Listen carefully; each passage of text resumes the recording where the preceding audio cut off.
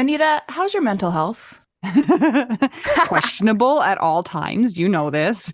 Yeah, how's the mental health of your children? Also a little bit tricky. Can I tell you my experience in trying to find therapists for myself and my kids, Mel? Yes, please. Okay, this is how it goes. You ask around your friends and your family for a referral for somebody who's nearby. You finally find somebody who sounds like they might work for your family. You give them a call and you find out that A, they're not accepting new patients, or B, they have a huge wait list. So you start over again and you ask people if they know anybody who would be a good therapist and a good fit. Finally, you find one, you go and you meet with them, and you figure out that you don't actually like them that much. But it's been so much work to find somebody who you can go to in your area that you're kind of stuck with them. Well, do you have any ideas for how to get around this? I do because guess what? I've actually had some therapists that I have found on my own, which involves what you're saying. Sometimes I remember one time I was like 3 hours in the bathtub on my phone looking Yeah. through websites. I was such a prune at the end. But I have also had the experience with working with BetterHelp. And it was like, I don't want to say too good to be true, but because it is true, but it's like amazing because I was matched with my therapist within 24 hours. And you didn't have to go through all of that other ridiculous process of trying to find somebody. And here's the cool thing too, is if that person didn't work out for you, you can just switch and say, and it's not like you're committing to another years long search for somebody who you're going to jive with. It's true. And I lucked out, or maybe just BetterHelp is really good at matching people together because I never had to change my therapist. I loved her. Perfect fit for me. And I know that some of our friends have used BetterHelp and they've had to change therapists, and boom, same day, you can change. Easy peasy. You can ghost your therapist. Get a new one. I love this idea. BetterHelp is one of our sponsors. If you use our promo code trybetterhelp.com/WWDN, you get 10% off your first month, and we totally recommend it. Yes, get some therapy. That's trybetterhelp.com/WWDN.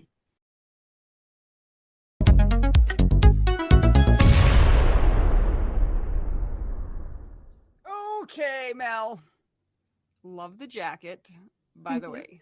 Thank You you. look like you belong with the what was the name The of the Pink Ladies, Yes. Grease. Yes, or like a bowling team Yeah. nowadays. What is our topic today? Oh, wow. Have we got one for y'all today? The topic is widow brain.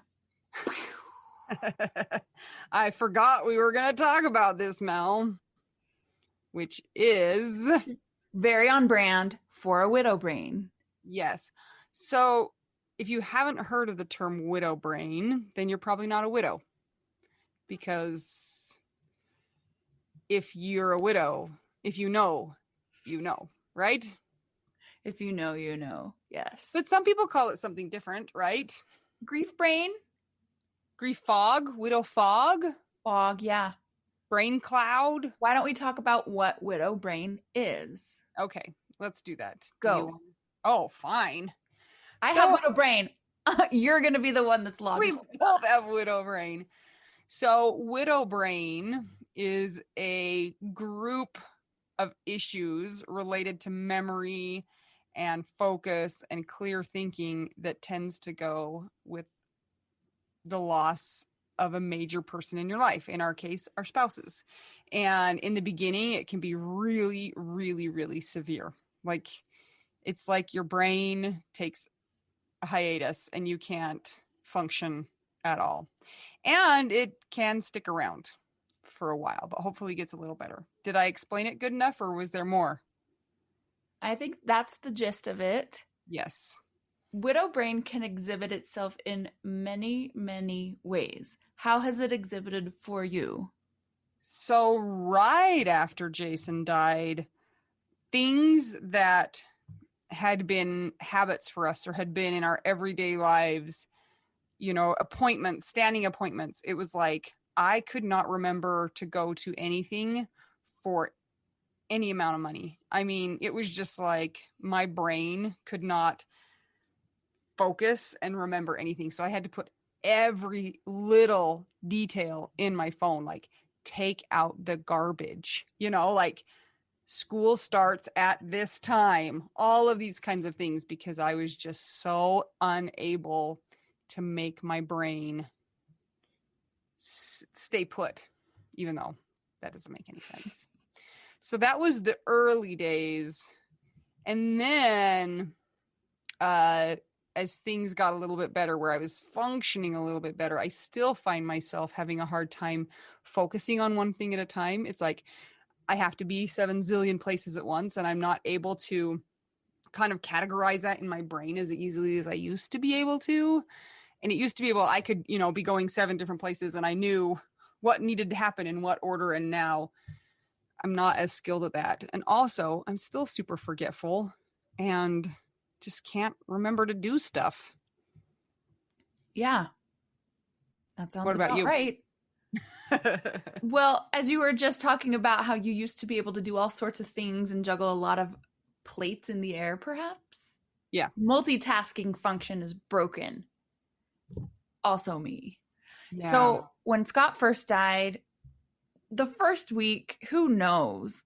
You're just so in the like, what in the heck is happening? And also with us, we had a funeral at the end of the week. So, there's a lot to do and to, I don't want to say look forward to, but you know what I'm trying to say, Yeah. plan for.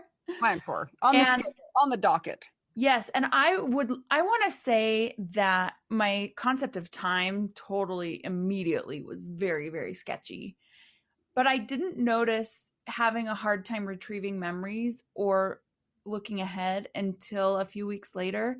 And I really noticed it a few months later. And the way that it felt to me, it felt like my head had blinders on it, like a horse has blinders on it. And I was not able to either look back and retrieve memories, even from like 5 minutes earlier. Oh, And I yeah. was not able to plan ahead. So most of the time when people would talk to me, they're like, did this happen? Tell me about this thing. And I was like, I don't know. I don't know. Or they're like, what are you going to do tomorrow? I'm like, I don't know. And I think the phrase I said the most was, I don't know. And luckily at the time I was in therapy and I told my therapist this and I was like, I'm really alarmed. I think something's wrong with me. I feel like the scaffolding of my mental state is busted. Like there is something that is not right in there. And I'd never heard of anything like that happening with a sudden death. We had a sudden death. You and I both did. And so I was like, oh, well, maybe this is kind of like a traumatic brain injury. Maybe I'm just like not going to be okay. And she's like, oh, by the way, this is normal and it will happen and it will stay for a while and it will eventually dissipate. So fast forward 3+ years out, I still definitely have effects from widow brain. And I noticed that at the times where I have kind of resurgences of grief, my memory goes offline again and I'm only able to do basic things. I was alarmed, even though my therapist told me this. And so I did some research at the time. I learned that for sudden death, that was normal because you have essentially been through an emotional bombing, like an assault on your brain. Yeah. And the brain can only manage so much and it has different parts that protect ourselves. So that was really nice, I guess, to hear that I wasn't totally crazy. And as I got to know more widows, learned that this is common among basically 100% of them. I felt like my actual brain, my cranium was full of cotton or a cloud. I actually called it my brain cloud. Do you remember the movie Joe versus the Volcano? Yeah. He had like a brain cloud. He would say that. I was like, my brain cloud is making it so I cannot process any of this information and I can't remember anything. And I too was like, uh-oh, I'm broken. What am I going to do? And then it was nice that it was like, okay, this is a response to trauma and it is your brain like shutting down some functions because it needs to protect itself and it needs to shift to other functions. Like you said, like it's an explosion. You're reorganizing your entire everything inside of your brain in, a matter of however long for the sudden deaths. And I imagine that people who have a longer death process also have widow brain, and maybe even start having widow brain before they're technically widows, because their brain is also having to shift to the care and the idea that their spouse might die. Yeah, like you said, everything has changed in an instant. Yeah. And even with people that have had caretaking as part of their process of becoming a widow, they still will deal with the grief, no matter what brought you to be a widow. Some of my friends that are cancer widows, they are also experiencing memory loss, memory problems. I would just like to preface this with I realize that I am not a widow that dealt with long term illness. So, any of y'all that have experiences like this, please feel free to comment. I have had a couple friends that their spouses died from cancer, and one of them I knew during the process of her husband dying. And I had become a widow, and I said, "Hey, just FYI, you're going to be so tired, and here's what's kind of going to happen." And she was like, "Yeah, right. I've been caretaking for 4 years. I feel like I'm going to live my life, and yeah, I'm going to be sad and I'm going to grieve, but I'm ready to like do things because I've just been sitting here at my husband's bedside for years." And so the time came and he did pass away. And then guess what came? Widow brain. Widow brain came. It was real. I'm not sure how long the effects last on a sudden death widow versus a long-term illness widow, but I do know that it's very, very common that it happens to most, if not all. Do you think that some people, especially those who are outside the grief community, think of this and they think of it as in our heads, even though it's in our heads no matter what, but like as something that we're just making up or isn't a real thing based in physiology or based in actual medical science? Yeah. Do I think they think that it's BS? Is that what you're saying? Yeah. Yeah. Probably. I don't know. I bet it's all across the spectrum. Even people with, I now I've not had a child, but people that have had children tell me about pregnancy brain. And I'm like, what? And I've seen, everybody, you can find everything on the internet that you want. You can find people shaming people for pregnancy brain. You can find forums for pregnancy brain being like, it's real because hormones and things.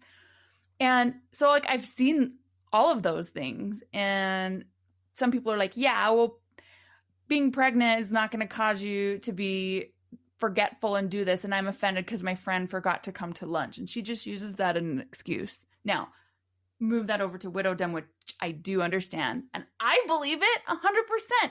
If you're going through stuff and your body is changing and your brain is changing, are you serious? How can you not have problems remembering things or being tired? Like, exhaustion is real.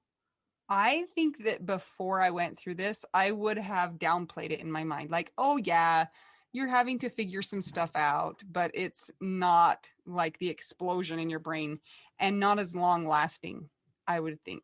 Yeah. So do you think, Mel, that people who are super organized and super good at multitasking, do you think that it's like based on your baseline? So if like you're really terrible at it, it's just going to get worse than somebody who was like really good at it. And so they just drop down like 3 pegs. But if you were already down here and you drop down 3 pegs, then you're like not functional.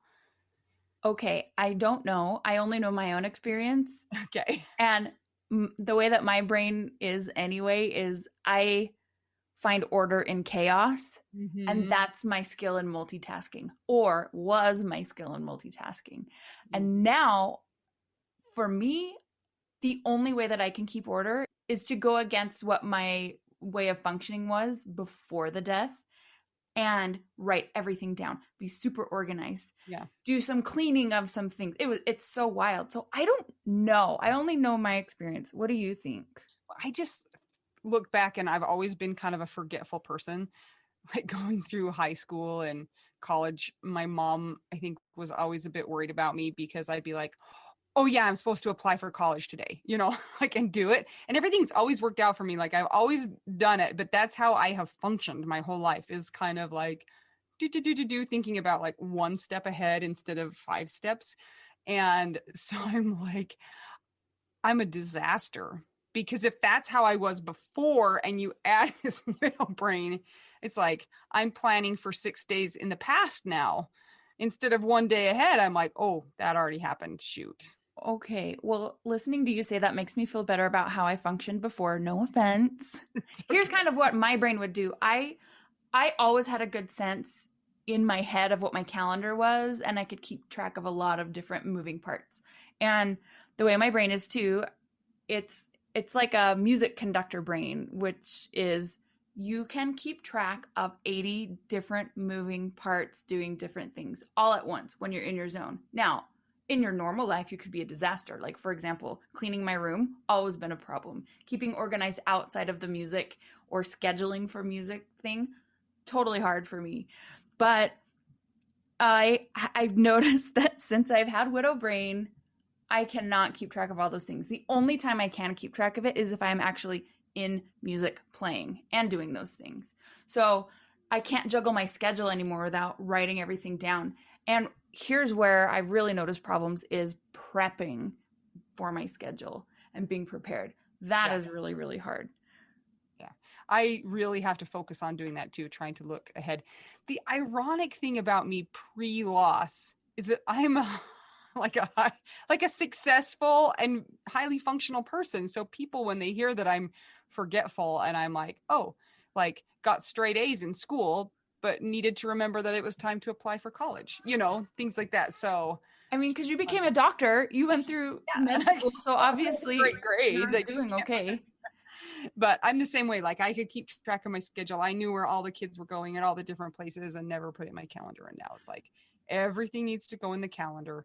I need to look at the week ahead of time and try and figure stuff out before. But it's bad with my kids because I'll be like, oh crap, I have a doctor's appointment tomorrow. I got to find somebody to watch them. And I need to do that way ahead of time. And I don't. It's bad. Preparation is hard. Yeah. If you all could see my desk right now, and for those of you that are watching this on Instagram or YouTube, you can, because I'm going to show you. I just want to show you how many books I have so that I can write things down. Here's 1, 2. I have some papers over here. 3, 4. And then back there, I have a couple more. And I just have to keep stuff around at all times so that I can grab something and write it down. How do you know where to look, though? I don't. I only can remember in the moment. And that was the other thing, too. Part of my anxiety went away for the first few months after Scott died because I couldn't think of anything in the past and I couldn't look forward to the future. So I was like, this is awesome. I'm like 100% in the moment. Even 5 seconds either way, I couldn't do it. But it was hard, too, because then I would be in the moment also and think, I can't remember that person's name. Mm-hmm. What's that person's first name? I had a hard time with first names, even my students that I'd known for years. Yeah. So here's the good news, though. Like you were mentioning earlier, the brain does do this to protect us. And because it just can't process all of that, it takes time. And so one thing I've learned is from The Body Keeps the Score, my favorite book, is that your prefrontal cortex, which does all the computations and the higher functioning power of the brain. And of course, I'm heavily generalizing this because I am not a medical professional, but that part goes, yes, but that part goes offline. And then what we're left with is our brainstem, which is just for survival. So the part of the brain also that keeps track of time, it's shut down for a while. The part that knows details, it's shut down for a while. The part that deals with emotion, it's on fire doing things. It's just like, oh, I'm sad. I'm happy. Ugh. And the other parts are like, we don't know what time it is. Has 3 days gone by, or has it been 1 day, or has it been 1 year? So if you're feeling these things, it's normal. Your job is to breathe and survive, especially if you're like in acute, fresh grief. So if you're dealing with this, it's going to be okay. It's hard, but you're going to be okay.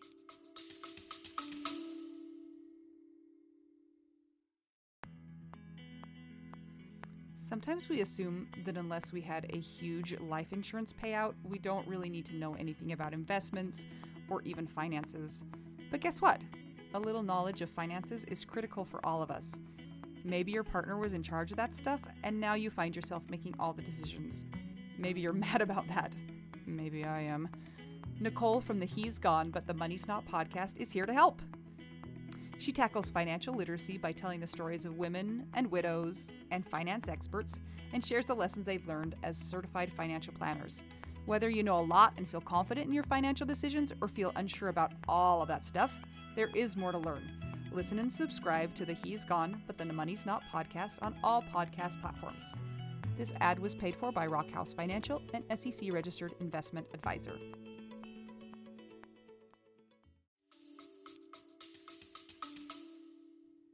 And I think that number one, it just like you and I felt, it was really helpful to know that this is normal.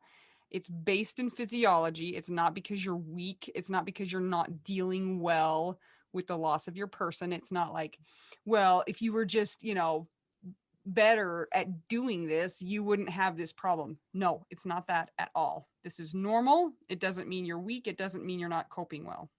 Just let's get that out of there. Are there some things that you feel like have been helpful in kind of adapting to your widow brain? Yes. And I was very shocked when I discovered this by accident because, as I mentioned before, I'm not really the greatest at keeping my room clean or areas clean.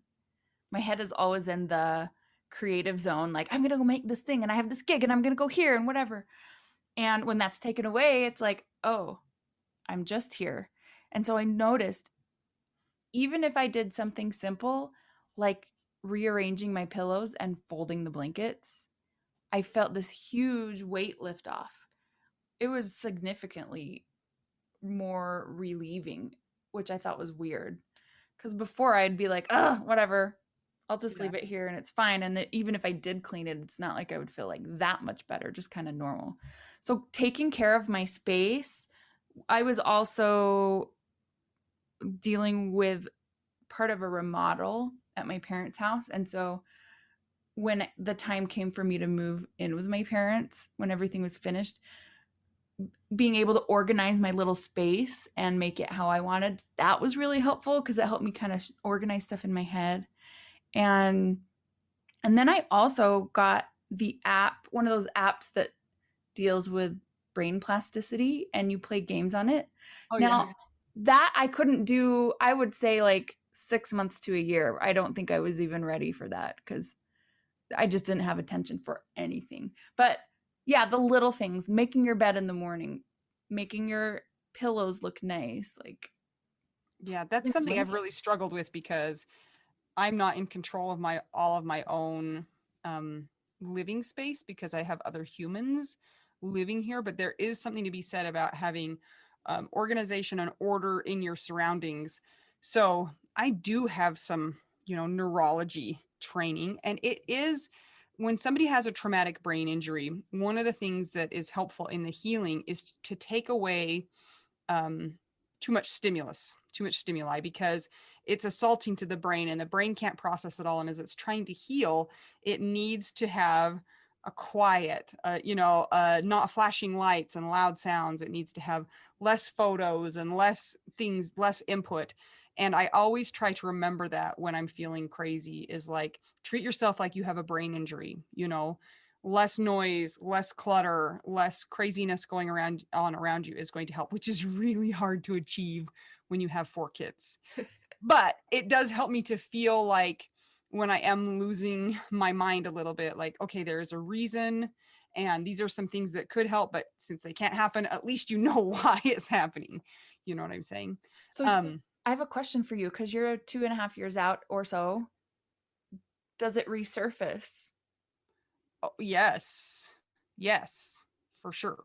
When things are harder emotionally because of the death of Jason, then I do have a harder time focusing on other things and processing and, keeping the balls juggled. And just even I find myself having a hard time if I'm like writing a text message or I'm trying to write something down and my kids are talking to me. It used to be that I could just like kind of turn them off and keep doing it. And now it's like, no, you can't be making that noise. I can't be even having that in the background anymore. Whereas Yes. I used to be able to just turn them off and be okay. And now, I mean, I will get short with them a lot more often because I'm like, shut up. I need to be doing this right now and I can't do it with other stimulus coming in. And you guys are like a big ball of stimulus. One thing at a time. Same here. Even if the TV's on upstairs and I go upstairs and my parents start talking to me, I can't do it. Or if I'm doing something on my phone and someone's talking to me, but I'm in the thing that I'm doing, I cannot hold both things. Before I could have gone back and forth. Yeah. But yeah, oh, it's so hard. It is really Oh. hard. Like we talked about before, though, calendaring, making sure you put every single little thing in the calendar with an alert is helpful. Writing down things, your grocery list. You're not going to remember it. I don't care if you are out of milk and you know that in the deepest part of your heart, you will forget when you go to the store. You must write it down. It's true. It's true. Yeah. I have a question about what you think about this. What do you think about people that have suffered a death and then they go back to work pretty quickly? That's Do you hard. think it's affecting them adversely, Um, or is it helpful? I think it depends. I think sometimes it doesn't matter because it's what is required of people. I would bet money, though, that if you did a performance evaluation, and not like a performance evaluation, like how good is your customer service? Go away, I'm recording a podcast.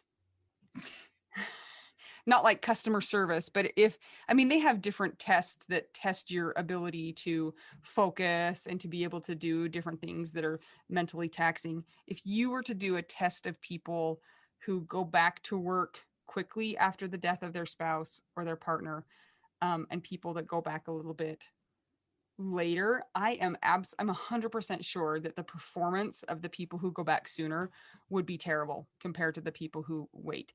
And I think it's probably terrible even after you wait compared to your pre-death abilities.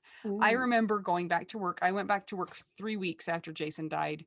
And the thing that I do at work is very repetitive. I do it over and over and over again. And I remember just having to be like, what's next? Did I do it all? And it's like high stakes. If I mess up, then it's bad, but I really, really, really had to focus on what I was doing. And it was a little scary, to be honest. Ooh. So, if you are a heart surgeon and you become a widow, don't go back to work immediately, maybe. Yeah. Hey, I really do need you. Unlock the door with this. I know you unlocked the door with that, but I need you to go out of here. Mom, Yeah. you know when mine went crazy and accidentally made me break a timer? Your mind went crazy and it made you accidentally break a timer? Yeah. Okay. So is there a big mess somewhere? Yeah. Okay. I'll show you where I made the timer break. Okay, I'll come out in a minute, okay? Well, I just want you to have this. Thanks. Trick! Okay, please don't stab me. That thing's really pokey. Where were we? I don't even know. If you're a heart surgeon, Yeah. take some time. Yes. Do you have any good stories about widow brain and things that you have done or not done as a result? The second week after Jason died, I can't even remember now what it was, but I had a full day where I missed everything that I was supposed to be doing. Like my windshield was supposed to get repaired. I wasn't home to get my windshield repaired.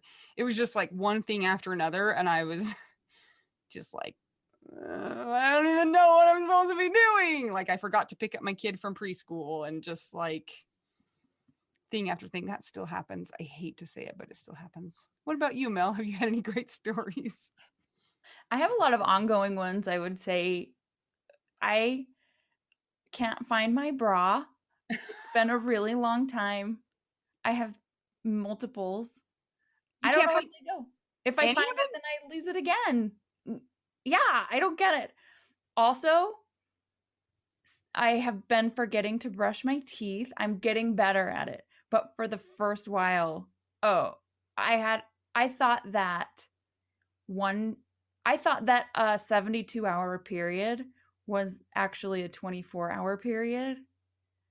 So were you like halitosis? Was I'm that like your sure. special skill that week? Oh, I'm sure. And also, who cares if your person's dead and not there to smell it? So nobody could tell me. Oh And man. then the third is deodorant. I still forget it all the time. And sometimes it was like, okay, I've either found my bra and I forgot to wear deodorant, or I wore deodorant, I can't find my bra, and I brushed my teeth yesterday.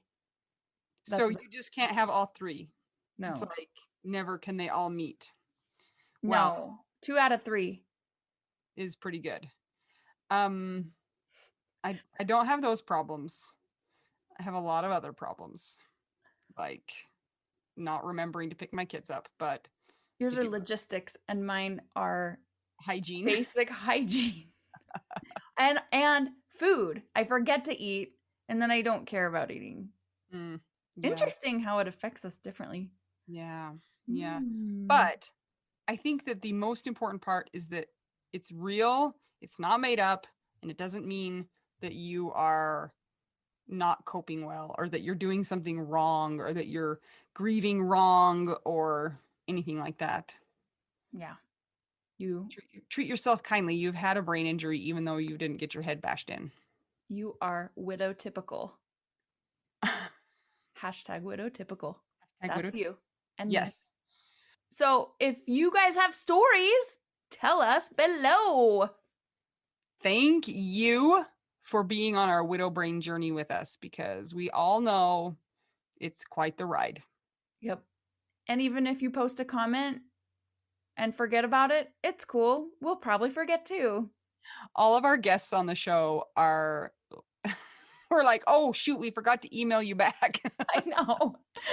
But the Now nice we thing is that all of them are like, totally get it. Yep, we're right there with you. So it's kind of nice to have a crew of people who understand widow brain as opposed to working with the grief civilians and the muggles because they don't understand and they just get annoyed with us. So That's true. And that just brings up a memory for me. It was about a month after Scott died, and somebody asked me if I could do a gig, and I couldn't do the gig because I was like, no, I'm not leaving my bed yet. But because my time frame was so weird, I didn't get back to them immediately. And if you don't get back to some people immediately, they get really snippy with you on text. And this person did that.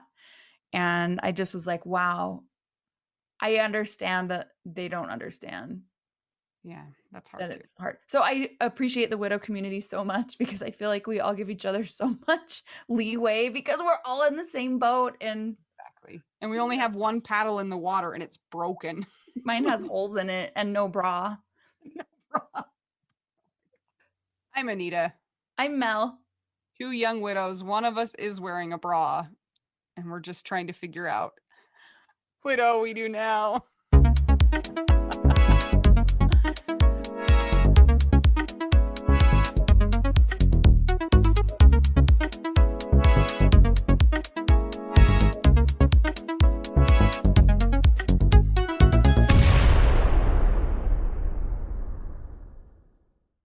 This is my favorite thing to discuss with you. Tell me, what is it? One of my favorite things. I do enjoy tacos and cheese and dogs. This is about how you cannot pay hundreds and hundreds of dollars for a phone plan, especially when you're a widow, your person is dead, you might have kids, you might need another option, and you just want your phone to work, you want unlimited texting and service, and you want it to be like $25 a month.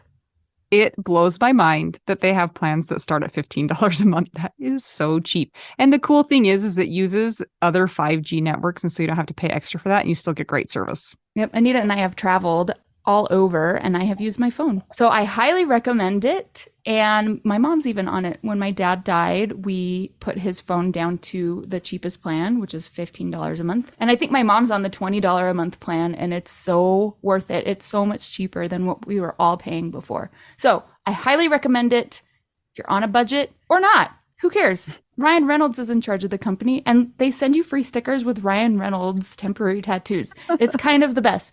So If somebody wants to sign up, what can they do, Anita? Go to trymintmobile.com/WWDN. Seriously, you guys, such a great idea. Save yourself some money. And if you're worried about losing data or having any changes with your phone, not going to happen. They walk you through it. Everything's fine. It's the easiest process of all time. Again, that's trymintmobile.com/WWDN.